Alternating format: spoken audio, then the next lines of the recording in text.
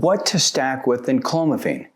So let me ask you something. If you were building a house, would you just pour a foundation and then call it done? I wouldn't either, because you need walls, wiring, plumbing, every system you want working together. And so enclomiphene, what we're going to uncover in this video is exactly what it does, it being a SERM, a selective estrogen receptor modulator. The question that may be keeping you up at night is, if you're on enclomiphene and not optimizing your hormonal environment around it, are you really getting everything this compound has to offer? And so I'm Regan Archibald, I'm founder of Ageless Future. We believe that you can be healthier every single year of your life if you get the right testing done at the right time and then have the right teamwork around you to support you every step of the way.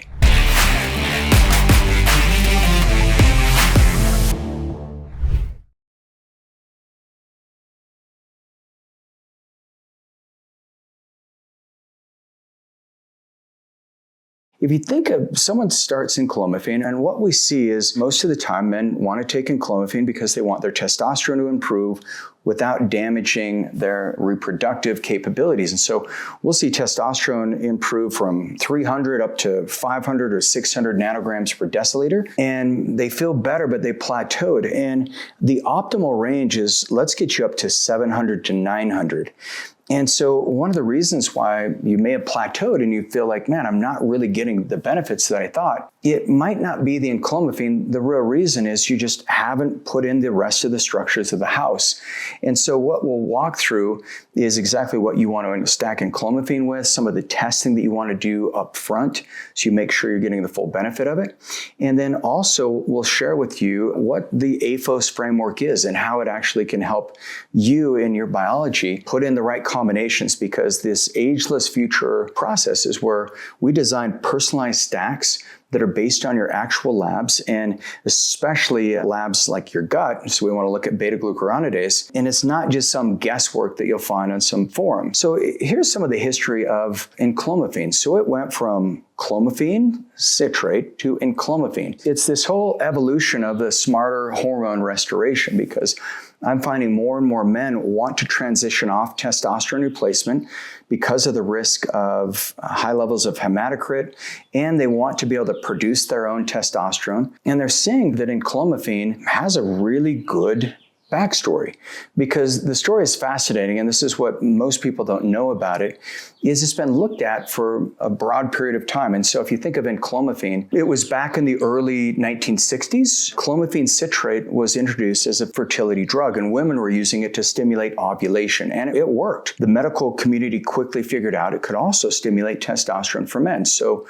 for decades, clomiphene citrate was used off-label for male hypogonadism, and it helped a lot of men. But here's where it gets interesting. Clomiphene citrate is actually a mixture of two isomers, the zooclomiphene isomer, which is the cis form, and the enclomiphene isomer, which is the trans form, not transitioning. And these two compounds have a very different behavior in the body. So what does zooclomiphene do? Well, it has an estrogenic property that has a much longer half-life. It accumulates in the body over time and can actually blunt some of the testosterone-raising benefits. So not what you're looking for. It's the isomer responsible for many of the visual side effects and mood fluctuations that men have experienced on clomiphene. You probably wondered why some guys respond really beautifully to clomiphene and others, they feel worse. Well, a lot of that comes down to the zooclomiphene load accumulating in their tissues. So what researchers did is they isolated the trans isomer in clomiphene, and they found something remarkable. They simplified it. And when you simplify things, they usually get better. And they found that all of the testosterone stimulating benefits were there with far less of the estrogenic baggage. And so enclomiphene acts like this clean estrogen receptor blocker in the hypothalamus, triggering a natural improvement in your hormone cascade and without the accumulation and the accumulation problem. And so that's the pharmaceutical evolution that got us from here to now we're refining it. It's getting more precise. We're updating the operating system. And now that we understand that the isomer matters. So now you have a cleaner compound a more targeted compound. But here's a critical question, like, does enclomiphene work in a vacuum? Like, can you just take it and your body gets healthier?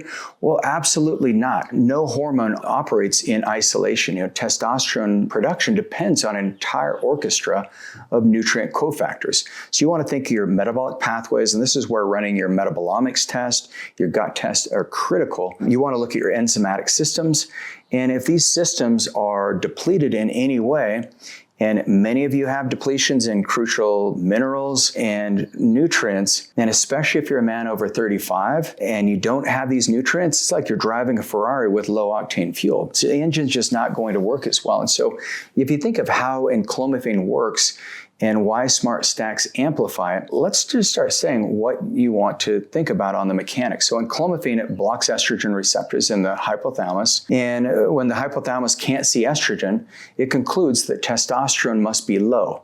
And then it responds by releasing more gonadotropin-releasing hormone. And this is where the peptide gonadorelin can be really helpful on activating more luteinizing hormone. Follicular stimulating hormone on the other side, that tells the Ledwig cells in your testes to produce more testosterone. And then this FSH supports sperm production, and the whole cascade, it improves this hypopituitary gonadal axis. And the clinical data just shows 25 milligrams per day of enclomiphene can raise testosterone to 604 nanograms per deciliter. That's 6 weeks. So what do you stack with it? Well, the thing you want to think about, if you have a lot of stress, then you want to think about stacking in like Selenk or something to modulate GABA receptors. I like kava.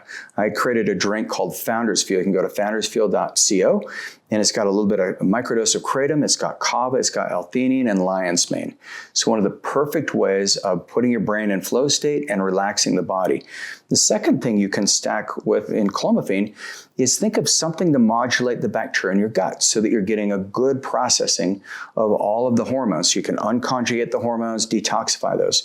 I like the probiotic seed because it's got some prebiotics, which will feed the good bacteria in your gut. And then it's got about 25 different strains of probiotics. And if you want to go really deep, if you've got digestive issues, even doing a microbiota transplant.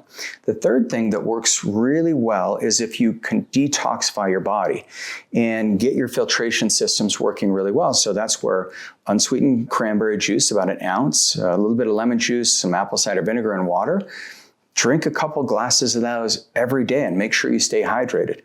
And then the fourth stack is think about your recovery, because ideally you want to activate the testosterone so you can have better body composition, improve your libido. And so for better body composition, you want to think maybe CJC 1295, ipamorelin. You want to think BPC 157, which opens up the growth hormone receptors. You want to think thymosin beta 4.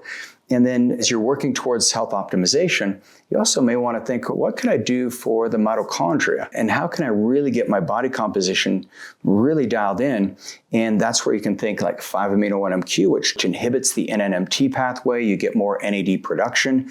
You can also think SS31, which binds to cardiolipin in that electron transport chain. Those can be beautiful combinations with enclomiphene. And don't forget about the most important thing. If you're trying to get pregnant or trying to have babies or you're trying to start your family, congratulations, have lots of kids, then think of like PT141, oxytocin. Get that connectivity going. So lots of things you can do to help amplify what you're doing with enclomiphene. For those of you who want to go deeper and find out if enclomiphene is right for you, or if you're looking to maybe transition off of testosterone and try something more natural, I think enclomiphene could be a great opportunity for you. So meet with one of my medical providers at agelessfuture.com. Get your blood labs ran. They'll give you really concise and timely information that could solve a lot of problems for you.